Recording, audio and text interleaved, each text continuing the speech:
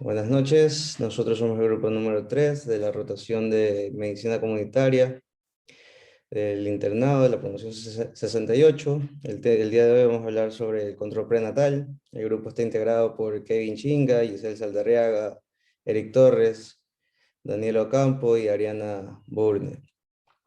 Empezaré explicando una breve introducción en la que hay que tener en cuenta, como ya sabemos, el embarazo es un proceso fisiológico, por lo tanto la atención prestada hacia la gestante debería estar basada en cuidados para el desarrollo normal, con el uso de la tecnología apropiada y el reconocimiento del importante papel que tiene la propia madre sobre el proceso de gestación como tal. Y el respecto también a la evolución natural del embarazo, que debe liderar toda la atención sanitaria y cualquier intervención que debería ser aplicada, siempre y cuando en busca del beneficio de las necesidades de cada una de las mujeres y de las necesidades del producto que está en camino. Siguiente diapositiva, por favor. La atención de la calidad hacia la embarazada, esta va a tener que conllevar un proceso eficiente, se tiene que realizar las visitas domiciliarias programadas, pruebas y procedimientos basados en la evidencia científica, siempre tendríamos que tener en cuenta esto, y a la vez implicar a las usuarias una adecuada coordinación entre todos los niveles de atención para que el servicio pueda ser óptimo. Según la Organización Mundial de la Salud, el cuidado del embarazo en forma temprana, periódica e integral disminuye sustancialmente el riesgo de complicaciones y de muerte tanto materna como la perinatal, lo cual, si se propicia también una adecuada atención del parto, aseguramos las condiciones favorables de la salud tanto de la madre como del producto, del hijo como tal, en los periodos inmediatamente posteriores al nacimiento, así como la disminución de la incidencia de la discapacidad por causas congénitas. Siguiente, por favor. Hay que tener en cuenta que para un control prenatal óptimo, el embarazo de bajo riesgo, según la OMS, va a comprender un mínimo de 5 chequeos por un personal de salud calificado, ya sean médicos o obstetrices.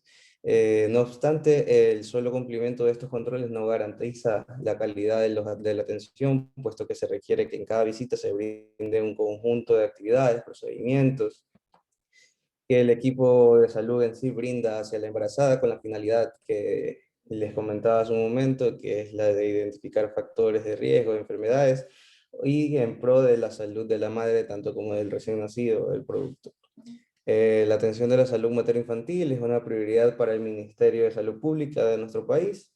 El objetivo principal de este va a tener que ser la prevención de las complicaciones del embarazo en base a un diagnóstico oportuno y una atención adecuada con todos los procedimientos y métodos que tenemos al alcance para tratar de brindarle una mejor calidad al proceso de gestación de la madre. Hay que tener en cuenta que las principales causas de mortalidad materna y perinatal son detectables y prevenibles, por lo cual se tiene que tratar de insistir en estos controles arduamente para que con esto disminuyamos la incidencia de alguna de estas complicaciones. Y en sí, de la muerte materna, ya que es evitable en la mayoría de los casos, siempre y cuando se intervenga de manera eficaz. Siguiente. Como objetivo general es básicamente establecer la mejor evidencia científica disponible para proveer a los profesionales de la salud, en este caso nosotros como próximos profesionales o estudiantes de formación, a la aproximación razonable del control prenatal integral que contribuye de forma temprana y adecuada a disminuir la mortalidad materna y perinatal. Y siguiente. Tenemos objetivos específicos, los cuales van a ser propiciar una atención prenatal de rutina de forma integral mediante la participación del equipo multidisciplinario, con el fin de aumentar la efectividad, estimulando acciones que tengan impacto positivo en el resultado materno perinatal. Hay que mejorar la efectividad y seguridad de la calidad de la atención prenatal y, por último, determinar los factores modificables y no modificables del riesgo obstétrico de las acciones a seguir. A continuación, mi compañera. Buenas tardes con todos. Yo les voy a hablar acerca de los aspectos metodológicos de esta guía y también de las definiciones que tenemos en diferentes síntomas. Entonces, dentro del aspecto metodológico, esta guía ha sido elaborado por un grupo interdisciplinario de profesionales en la cual utilizaron la herramienta ADAPTE para realizarla. No hubo conflicto de interés y se utilizaron guías de práctica clínica con una metodología de medicina basada en la evidencia. En las evidencias y los grados de recomendación, esto se encuentra a la derecha del documento, tienen buena evidencia y recomendación según estudios que se han realizado por el grupo de investigación. Siguiente. Dentro de las definiciones tenemos el control prenatal, que es un conjunto de actividades y procedimientos en la cual el equipo va a ayudar a la embarazada con el fin de detectar cuáles son los factores de riesgo de esta y las enfermedades que pueden afectar al curso de su embarazo y de la salud del recién nacido. Estos componentes van a abarcar la promoción, la prevención, la recuperación y la rehabilitación de la salud, tanto materna como neonatal, con enfoques en interculturalidad, género y generacional.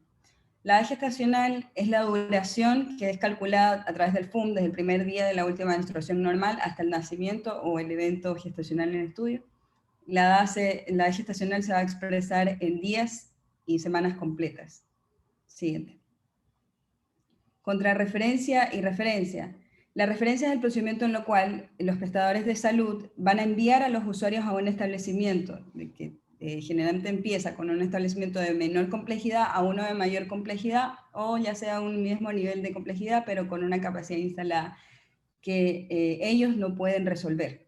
Y la contrarreferencia es el procedimiento obligatorio en la cual una usuaria que inicialmente fue referida a un centro de atención con mayor complejidad o igual complejidad, es referida al establecimiento de salud de menor atención donde recién inicialmente había iniciado su proceso para garantizar una continuidad y la complementariedad de su atención. Siguiente.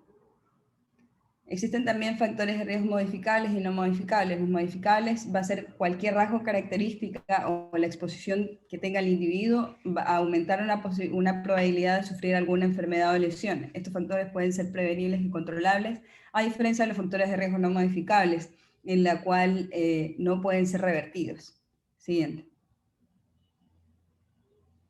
Un embarazo sin riesgo normal va a ser el estado fisiológico de la mujer en la cual va a iniciar una concepción y va a terminar con un parto a término, un producto a término, aquel que no cursa con ningún criterio de riesgo y puede ser atendido en un primer nivel de complejidad. El embarazo de riesgo es diferente porque necesita un nivel, o sea, presenta la madre algunos problemas en la salud, tanto de la madre o del producto. O también se puede considerar aquellas madres en las cuales tienen una condición socioeconómica precarias y pueden presentar estados patológicos también o condiciones anormales. Siguiente. Dentro de las infecciones que pueden ocurrir, la infección en general vaginal o vaginitis puede causar síntomas como prurito, ardor, irritación y flujo anormal en la mujer embarazada. Tricomona vaginal va a ser un protozoo flagelado unicelular que se contagia por la transmisión sexual y puede causar una inflamación genital, generalmente es color verdoso en las infecciones por tricomona. En las embarazadas esta infección puede causarle un parto prematuro. Y la gardanera vaginal es una bacteria inmóvil, anaerobia facultativa, no encapsulada, que no forma esporas. Anteriormente era conocida como Haemophilus vaginalis y su hábitat habitual o su natural es la vagina. Siguiente. El parto pretérmino va a ser cuando la expulsión o el nacimiento del producto de gestación va a ocurrir entre las 21 y 37 semanas. Y el parto en sí es un conjunto de fenómenos tanto activos como pasivos que permiten la expulsión del producto, la placenta y sus anexos a través de la vía vaginal. Un feto que tenga más de 500 gramos o menos de 22 semanas vivo o muerto. Siguiente. Y la muerte materna va a ocurrir en una mujer embarazada que ya dio a luz dentro de los 42 días posteriores a la terminación de su embarazo, independiente de la edad gestacional o el lugar del parto, y va a ser producida por cualquier causa relacionada o agravada por el embarazo o su manejo. Cualquier causa externa a esto no se considera muerte materna. Y el óbito, mortinato o nacido muerto es cuando el producto muere, la concepción ya sea antes de la expulsión o durante el embarazo dentro del cuerpo de la madre, independiente de cualquier cosa. Siguiente. Y la gimnasia obstétrica es una actividad física que se da a través de los ejercicios y movimientos generales, pueden ser localizados o no, que se realiza a la embarazada para lograr un bienestar general. Puede ser dentro de ellos un refuerzo de los músculos, una mejoría en la elasticidad de los tejidos, una flexibilidad de las articulaciones, mejor oxigenación tanto pulmonar como celular y la comodidad, entre otros. Esta gimnasia se debe realizar con prudencia y de acuerdo a las condiciones de la gestante. Y la educación prenatal en general es la preparación a la embarazada, a los futuros padres, para encontrarse listos en el momento del nacimiento de su bebé y el cuidado de este y que tengan una adecuada paternidad. Siguiente. Gracias. Continuando con la exposición, vamos a hablar sobre las recomendaciones generales del control prenatal. Entre estos son los cuidados prenatales que se debe tener en gestaciones sin complicaciones, que sean atendidos por profesionales capacitados con un equipo de salud y apoyo de especialista. Otra de ellas es la atención prenatal, que debe ser de fácil acceso para todas las embarazadas, de forma individual y en cuanto a su entorno comunitario. La atención prenatal debe haber continuidad y debe realizarse por el profesional de salud con quien la embarazada se sienta más confiada o más segura. El lugar donde se realizan los controles prenatales deben brindar confianza a la embarazada para discutir temas sensibles. La embarazada debe tener su carnet prenatal.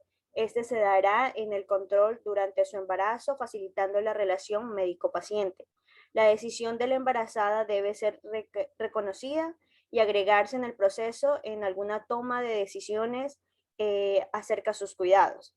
Entre esas preguntas debemos tener en cuenta es en dónde será atendida, quién llevará a cabo sus cuidados, a qué exámenes será sometida y dónde estará atendida el parto. Siguiente, por favor. Otras de las recomendaciones es informar oportunamente sobre la participación en sesiones de educación prenatal, gimnasia obstétrica y otorgar información por escrito acerca de los cuidados prenatales, asesoría de lactancia y planificación familiar. La comunicación y la información de la embarazada debe otorgarse en una forma respetuosa, accesible, clara y consistente de acuerdo a sus necesidades, teniendo en cuenta las discapacidades físicas, sensoriales o de aprendizaje. Desde el primer control prenatal se debe dar información acerca de los cuidados de embarazos. Entre estos son los servicios y opciones de partos disponibles, considerando el estilo de vida e incluyendo información sobre la dieta y las pruebas de laboratorio que se deben seguir para la paciente. La embarazada debe ser informada sobre la finalidad de las pruebas de laboratorio antes de que se realicen. Las intervenciones que se realicen en el periodo prenatal deben ser efectivas y aprobadas. Adicionalmente, deben estar aceptadas por el paciente. Siguiente, por favor. En cuanto a las recomendaciones acerca del primer control prenatal, se recomienda que el primer control sea realizado lo más pronto posible. Debe enfocarse en identificar y descartar patologías especiales. Se debe transferir a nivel de atención de mayor complejidad de embarazada, que ésta tenga riesgo a desarrollar complicaciones. Siguiente. Entre estas tenemos que tener en cuenta el parto y los planes de transportes. Entre ellas es la apertura de una historia clínica prenatal y el carnet prenatal. Calcular la fecha probable de parto en caso de dudas sobre la edad gestacional, corroborar la primera ecografía realizada. También medir y registrar la presión arterial. Medir y registrar el peso, medir la talla, descartar si la paciente tiene anemia. Suplementar a la paciente ácido fólico, una dosis de 0,4 miligramos, más 60 miligramos de hierro diario.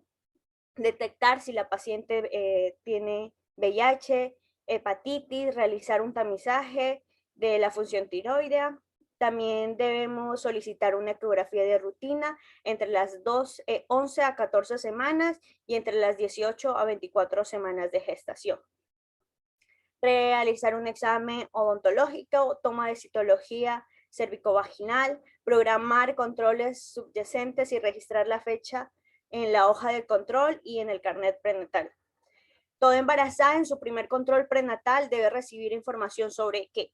los cambios fisiológicos que va a tener a consecuencia del embarazo, la higiene personal, que es importante para evitar cualquier otra contraindicación que la paciente puede presentar al momento de parto, la actividad física durante el embarazo, los cambios de estilos de vida, en esto es suspender el tabaco, drogas ilícitas, el consumo de alcohol y pues la buena alimentación. Signos de alarma, entre estos si la paciente puede presentar preeclampsia, infección obstétrica o un parto pretérmino. Siguiente, por favor. En cuanto a las recomendaciones acerca de la detección de factores de riesgo en el control prenatal, tenemos que identificar que todos los factores de riesgo y clasificarlos de acuerdo al tipo de intervención que pueden realizar, dividiéndolos entre los modificables y no modificables. Se consideran factores de riesgo a las embarazadas que presentan una de las siguientes características. Siguiente, por favor. Entre los modificables tenemos tengo un esfuerzo físico excesivo por carga horaria de trabajo, infección urinaria, síntomas neurovegetativos, si es fumadora habitual, anemia moderada, la cual podemos controlarla, semana de amenaza de parto prematuro antes de las 37 semanas, dependencia de drogas ilícitas o abuso de otros fármacos, o que presente violencia familiar o historia de abuso familiar. Entre los no modificables será la baja escolaridad, múltiples compañeros sexuales, fecha de la última menstruación, de que esta sea incierta, las condiciones de vivienda de la paciente, la anomalía pelviana identificada o radiológicamente identificada, la baja estatura de la paciente, esto sería si la paciente mide menos de 1.45 metros, el incremento del peso, la planificación, si fue programado, y las condiciones socioeconómicas, que este es un factor muy desfavorable para la paciente. Siguiente. Gracias. Bueno, continuando con la exposición, vamos a hablar sobre las recomendaciones acerca de las exposiciones a sustancias tóxicas. Y debemos saber que estas exposiciones a sustancias tóxicas causan efectos adversos tanto en la madre como en el feto, al traer futuros riesgos de abortos, partos prematuros, hipertensión, preeclampsia y bajo el peso natal. Se debe evitar el consumo de estas sustancias tóxicas como el alcohol, vino, y el límite de estos drogas legales debe ser menor a 250 ml o 125 ml de vino al día. Se ha demostrado que el tabaquismo ha estado asociado a un incremento de la mortalidad perinatal, la muerte súbita, las rupturas prematuras de membranas, embarazo ectópico, placenta previa y partos prematuros en mujeres embarazadas, así como también el bajo peso al nacer, el desarrollo de labio paladar hendido. En las consultas se debe insistir a las pacientes en los efectos adversos que conllevan la exposición a estas sustancias tóxicas. Dentro de las recomendaciones acerca del examen físico en el control prenatal, en cada control, bueno, se debe medir, a partir de la semana 24 se deberá medir la altura uterina, y en caso de encontrar discrepancias a los valores normales, en la consulta con el médico general, si es que estamos con un médico general, se lo debe referir a un especialista, ¿no? La diferencia de altura uterina con la edad gestacional, pues, técnicamente productos pequeños para la edad o productos grandes para la edad se identifican embarazos molares, polindragnios, miomas, etc. La presentación fetal se puede evaluar mediante las maniobras de Leopold a partir de la semana 28 o 30. O ante la sospecha de que no hay una correcta edad realizando las maniobras de Leopold, se debe recomendar realizar una ecografía transabdominal. Dentro de las consultas debemos ocultar siempre los latidos cardíacos con estetoscopios, cornetas de Pinar, ecografía o Doppler, y esto nos va a servir ¿para qué? Para ver si el producto está vivo. Se recomienda de que registrar la frecuencia del producto en cada consulta. Actualmente no se recomienda el examen de rutina de mama durante la atención prenatal, ni tampoco la intervención de modelar los pezones, que era una práctica que se realizaba en antaño, ¿no? Anteriormente se recomendaba detectar si era pezón plano o invertido la embarazada y realizar los famosos ejercicios de Hoffman, que básicamente lograban tener en esos momentos que los pacientes tengan una mayor adherencia a la lactancia materna, muy importante, ¿no? Pero en la actualidad los ensayos clínicos demuestran que no hay beneficios en estos ejercicios de Hoffman.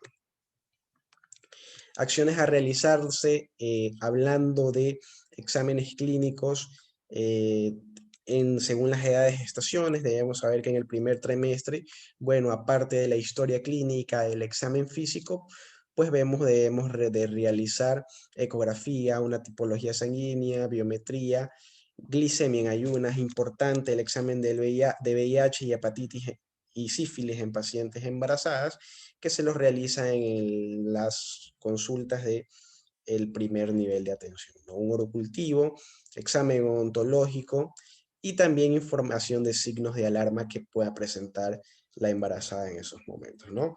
En el segundo trimestre, de igual manera, siempre realizar el examen físico, la historia clínica, detectar si hay signos de preeclampsia, hay que valorar si hay proteinuria, hay que valorar la presión arterial de la paciente y el seguimiento de los factores modificables, ¿no? En el caso, solicitar a que las pacientes tengan una educación prenatal e informar acerca de los signos de alarmas.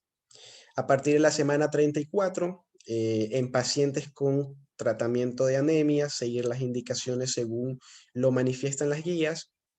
En los embarazos con una evolución normal, con fecha probable de parto, pues bueno, seguir los parámetros ya establecidos. Y en el caso de que haya un riesgo de terminación del embarazo, pues bueno, se puede realizar una referencia para que se le realice a la paciente un tratamiento adecuado, ¿no? Y seguimos informando los signos de alarma que pueda presentar, ¿no? En la semana 36-38, determinación de la presentación, posición y situación fetal de la paciente y de la embarazada, ¿no? Según las maniobras de Leopold, y en el caso de que no se pueda y que exista alguna duda, pues bueno, se puede realizar una ecografía, ¿no? En las embarazadas con una presentación no cefálica deben ser referidas e informadas sobre las opciones que tienen para tener el parto, ¿no? En las embarazadas con un reporte anterior de placenta previa, se debe ver la ubicación de la placenta, se debe de realizar una asesoría de planificación familiar e informar los signos de alarma. En todos los meses se informan los signos de alarma. A partir de la semana 40, medidas preventivas postpartos, referir al ginecobstetra para el tratamiento y el manejo de la mujer posterior al parto, y seguimos informando los signos de alarma. Dentro de los exámenes que realizamos, pues bueno, tenemos que se realiza, como lo mencionamos, la tipología sanguínea, COMS, biometría, y el COMS, hablando de la tipología del COMS, vamos a realizar en las pacientes que tengan una profilaxis con, si la es RH negativa, no sensibilizadas, ¿no? Hablando del VIH, realizar este examen en el primer trimestre del embarazo. De hepatitis B y C, se identifica el uso de drogas intravenosas, hemodiálisis, enzimas elevadas, si es receptora u órganos de sangre, y personas que han sido privadas de la libertad. Hablando también de la identificación de los signos de alarma, realizamos las glicemias. Es recomendable realizarla en la mayoría de las consultas previas al parto en busca de una diabetes preexistente, ¿no? Todos estos exámenes, TSH, toxoplasmosis, una citología cérvico-vaginal, Chagas, tamizaje de infección vaginal, como lo mencionaron, tricomonas, Gardnerella vaginalis, y también un examen del grupo Streptococcus beta.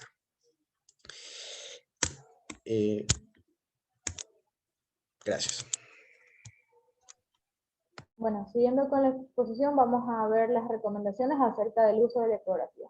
Sabemos que el mejor momento para realizar un estudio morfológico del feto va a ser durante las semanas 18 a los 24 de gestación, donde nos indica que el diámetro biparietal es el parámetro que mejor estima la edad gestacional. Y este tamizaje nos permite determinar alteraciones fetales que se dan con mayor frecuencia en el segundo trimestre, como son las del sistema nervioso central, que se detectan en un 76%, vías urinarias en un 67%, pulmonares en un 50%, gastrointestinales en un 42%, óseas en 24% y cardíacas en un 17%. Sabemos también que la ecografía en el tercer trimestre valora alteraciones del crecimiento fetal. Siguiente, por favor. Durante el embarazo debemos prescribir medicamentos que sean seguros y que no dañen al binomio materno-fetal. Por esto tenemos las siguientes recomendaciones. Ácido fólico de 0.4 miligramos más 60 miligramos de hierro por vía oral. Esto debe ser una indicación diaria. Debe ser preconcepcional por 1 a 2 meses y prenatal hasta las 12 semanas de gestación. Ácido fólico 5 miligramos por vía oral al día hasta las 12 semanas en mujeres con epilepsia que están tomando anticomiciales, personas que tienen antecedentes personales familiares de defectos de tubo neural, mujeres diabéticas que sean insulino dependientes y mujeres con IMC mayores a 35. Siguiente. Las recomendaciones acerca del tratamiento farmacológico también indican pacientes con déficit de ingesta de calcio, que estas tienen alto riesgo para el desarrollo de preeclampsia. Y se recomienda una suplementación con calcio de 1.5 a 2 gramos por día. Además, se recomienda la administración oral de 75 a 100 miligramos de ácido acetilsalicílico todos los días a partir de las 12 semanas del embarazo hasta el parto en mujeres con alto riesgo para desarrollar preeclampsia o hipertensión gestacional. Siguiente, por favor.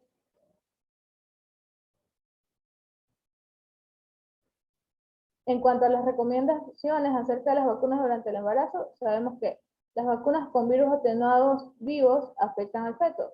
Por esto, la única vacuna que se recomienda utilizar durante el embarazo es la vacuna antitetánica, aplicando así la primera dosis antes de las 20 semanas y la segunda dosis entre las 27 y las 29 semanas. Se recomienda además realizar el tamizaje de anticuerpos antirrubiola en embarazo, además la profilaxis anti-D, que es la dosis única entre las semanas 28 y 30 en embarazadas con factor RH negativo que no han sido sensibilizadas. Y se recomienda la vacuna de la influencia inactiva en todas las embarazadas en cualquier trimestre de la gestación. Siguiente. En cuanto a las recomendaciones nutricionales, debemos saber que toda recomendación nutricional debe ser emitida respetando los parámetros alimenticios, creencias religiosas y costumbres de cada embarazada. La presencia de malnutrición, sobrepeso y obesidad, incluyendo una inadecuada ganancia de peso durante el embarazo, pueden afectar la morbilidad materno-infantil y la materno-fetal también. En cuanto a las limitaciones, debemos limitar el consumo de atún con alto contenido de mercurio, la cafeína 300 miligramos día y suplementos de vitamina A, porque estos podrían ser teratogénicos y bueno, se debe evitar la suplementación innecesaria. Siguiente. En cuanto a las recomendaciones al estilo de vida, debemos proporcionar educación y promoción para la salud de la embarazada y su familia. Se recomienda realizar ejercicio físico moderado durante el embarazo y las embarazadas deben evitar los ejercicios que involucren el riesgo de trauma abdominal, el exceso de esfuerzo de las articulaciones y deportes de alto impacto. Siguiente. En cuanto a las recomendaciones de náuseas, vómitos, pirosis y dolores epigástricos, sabemos que el síntoma gastrointestinal es muy común durante el embarazo. Entre estos encontramos la náusea, frecuente en el primer trimestre, y está asociado al vómito, pero se resuelven espontáneamente entre las semanas 16 y 20. Sabemos que la pirosis es un síntoma común del tercer trimestre y se recomienda la modificación de estilo de vida y evitar alimentos irritantes, además del uso de inhibidores de secreción gástrica. En cuanto al dolor epigástrico, debemos tener cierta atención porque este puede ser un diferencial de preeclampsia. En cuanto a las recomendaciones de las constipaciones y hemorroides, sabemos que el 30% de mujeres presentan constipaciones durante el embarazo, por lo que se recomienda una ingesta de suplementos de fibra. Y el 8% de embarazadas presenta hemorroides y están asociadas al tercer trimestre, por lo cual también se recomienda el consumo de alimentos con fibra. En las recomendaciones acerca de venas varicosas y edemas, sabemos que las venas varicosas son un síntoma común del embarazo, pero no son causa de complicaciones y se recomienda medidas compresivas, pero estas aquí no previenen los síntomas. Mientras que las varices en miembros inferiores pueden producir prurito y se recomienda medidas compresivas y compresas con agua fría para mejorar los síntomas. En cuanto a las recomendaciones de dolor lumbar y otras articulaciones, sabemos que el dolor lumbar es frecuente durante el quinto y séptimo mes del embarazo, obviamente por el aumento de peso, las alteraciones de las posturas, y se trata con terapias no farmacológicas como son acupuntura, ejercicios de respiración y una mejora de las posturas para evitar el dolor. Además, está asociado también el embarazo con síndromes del túnel carpiano. Entre el 21 y 62% de mujeres pueden presentar esta enfermedad. En las recomendaciones acerca del sangrado y flujo vaginal, sabemos que el flujo vaginal es un síntoma común del embarazo, pero se debe informar síntomas de alarma para la identificación de infecciones como lo son prurito, mal olor, ulceraciones y dolor. Y el sangrado vaginal con o sin dolor durante el primer mes se puede ver en 16 a 25% de mujeres embarazadas. Las placentas que cubren parcialmente el orificio cervical interno deben ser diagnosticadas dentro de las 19 semanas si persisten en un solo 12% y durante las 32 semanas si es que persiste en el 73% de los casos. Siguiente. Debemos saber también que el sangrado en el segundo y el tercer trimestre puede referir a una posible placenta previa. Y las sospechas de placenta atreta deben ser confirmadas con ecografías a las 32 semanas. Y las embarazadas con antecedentes patológicos personales de cesáreas e historias de placentas previas, obviamente van a presentar mayor riesgo a presentar una placenta atreta y se debe realizar resonancias en embarazadas que no tienen un diagnóstico ecográfico que sea concluyente. Gracias. Bueno, continuando con el tema de exposición, vamos a comentar ahora sobre los criterios de referencia. Es recomendable contar con un sistema de referencia claro para que las embarazadas que requieran cuidados adicionales sean atendidas por el especialista cuando se identifiquen riesgos en el control prenatal. Referir a la paciente a centros de adecuada complejidad y capacidad resolutiva, una vez que se ha establecido el riesgo individual, lo que permite tomar decisiones de especialidad acertadas y oportunas. Los factores de riesgo no modificables y que incrementan significativamente la probabilidad de resultados adversos expresarán la necesidad de derivar a la paciente al segundo nivel. Vamos a comentar ahora un poco de estos criterios de referencia. En cuanto a las condiciones de vulnerabilidad, existe también la edad materna, que puede ser menor o igual a los 16 años, o mayor o igual a los 35 años. Que exista violencia intrafamiliar o violencia de género, y personas con discapacidades. En cuanto a los antecedentes obstétricos de riesgo, se toma en cuenta los abortos recurrentes, historia de mortinatos, amenaza de parto pretérmino, trastornos hipertensivos del embarazo, cirugía uterina previa, psicosis puerperal y una mujer que sea gran multípara. Existen condiciones que cursan durante el embarazo como deficiente o excesivo incremento de peso, riesgo de preeclampsia, sangrado de la primera o segunda mitad del embarazo, infección vaginal o urinaria recurrente, un embarazo de 41 semanas, presentación pélvica y embarazo múltiple. En cuanto a las comorbilidades, se consideran las enfermedades cardíacas, trastornos endocrinos como la diabetes mellitus o la diabetes gestacional, una enfermedad renal, desórdenes psiquiátricos, hematológicos y autoinmunes, la obesidad, como mencioné antes, el lupus eritematoso sistémico, VIH, hepatitis, ambas, hepatitis B y C, y las mujeres, en este caso, que hayan sido diagnosticados con sífilis positivos, pacientes RH positivos, sospecha de embarazo ectópico o molar, sospecha de malformaciones, asma y adicciones y epilepsia. Siguiente. Siguiente. En cuanto a los criterios de contrarreferencia, esto depende de los profesionales que estén en el nivel de salud más alto. Ellos van a ser los encargados de realizar la contrarreferencia. Ellos tienen la obligación de realizar la contrarreferencia al nivel de salud desde donde vino la paciente. Es decir, si la paciente está en un centro de salud tipo C, ellos y fueron enviados desde un centro de salud tipo B, el médico tiene la obligación de mandarlo a la paciente nuevamente al tipo B e indicarle al médico el procedimiento que se realizó y el manejo que se debe continuar. Siguiente. Bueno, en cuanto al monitoreo de calidad, el equipo de mejoramiento continuo de la calidad debe aplicar el manual de estándares, indicadores e instrumentos para medir la calidad de atención materno-neonatal del Ministerio de Salud Pública del Ecuador. Este estándar e indicador de proceso 2, manejado de acuerdo a norma, es el principal para el monitoreo de cumplimiento de esta guía de práctica clínica. El proceso 2 se encarga del porcentaje de mujeres embarazadas en cuyo control prenatal, en cualquier semana de gestación, se realizaron y registraron actividades seleccionadas según la norma.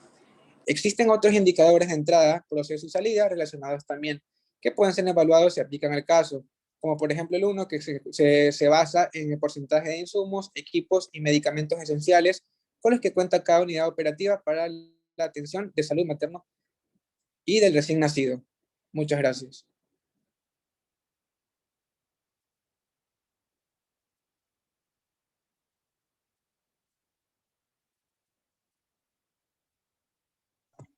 Bueno, esta ha sido la exposición del grupo sobre control prenatal. Gracias.